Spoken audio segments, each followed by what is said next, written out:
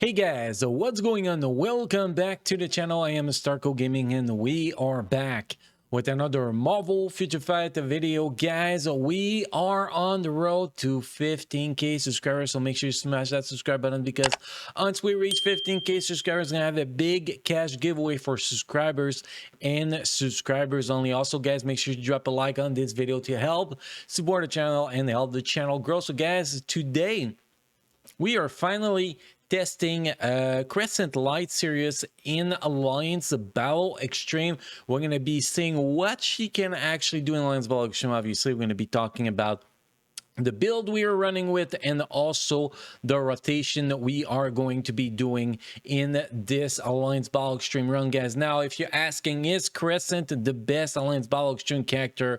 No, she is not, but I've been wanting to test this characters out since she got the Light Series uniform, and thanks to my boy Crimson Flow, who actually did so, get her ready for that. Well, we get to actually test her in Alliance Battle Extreme today, guys. That is a huge advantage, so big shout out to my boy Crimson Flow for once again giving us the opportunity to make a great video. At least I like to think it's going to be a great video. So if you go in the team, guys, the best team for Crescent is actually Crescent Lead with Sif as a support and Valkyrie as a support. I did a bunch of combination, guys. I try Sif Lead with Crescent, Valkyrie I try She-Hulk with the latest uniform, Lead with Crescent and Valkyrie, and the best performance I was able to get was actually Crescent with Sif and Valkyrie. So this is the team I'm going to be going with, guys. So if we take a look at this Crescent real fast, basically the stats, guys, we have max cooldown, we have not maxing our defense, but if I am not wrong, she is getting more defense from her skill. She has 199.30% critical damage. Yeah, Crimson Flow fell us again, guys, not being able to give us 200% critical damage. We have max critical rate, max attack speed. We have 63,106 physical attack. That is with her lead. And we have 75% dodge because we are running with a CTP of rage, obviously. So if we actually look at the gear, guys, the gear a little bit lackbusting here.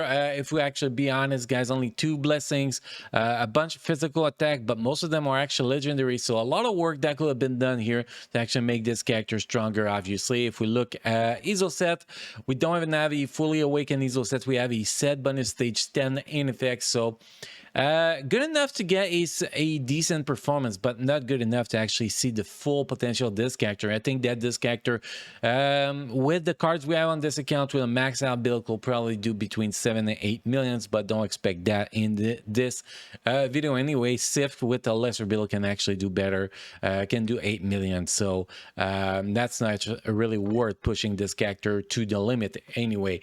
So if we look at the ESO set, guys, we have 8.5% all attack, critical rate, critical damage, 8.1% dodge, cooldown.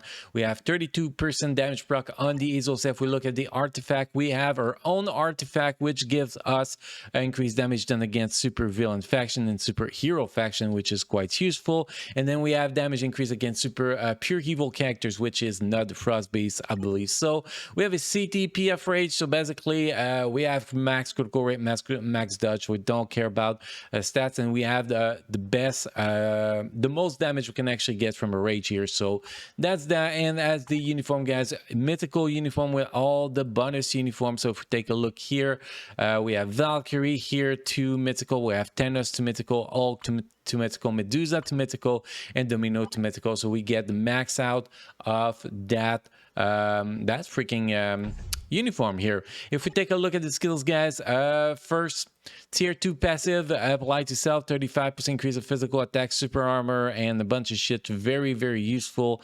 Take a look at the tier 1 passive, summons a minion. The leadership is 60% physical attack. Now if we look at the skills, because I'm pretty sure skills gives ignore defense. If not, well, that's a terrible build if not. So let's take a quick look here. Not ignore ignore defense. That's the stats we are looking for.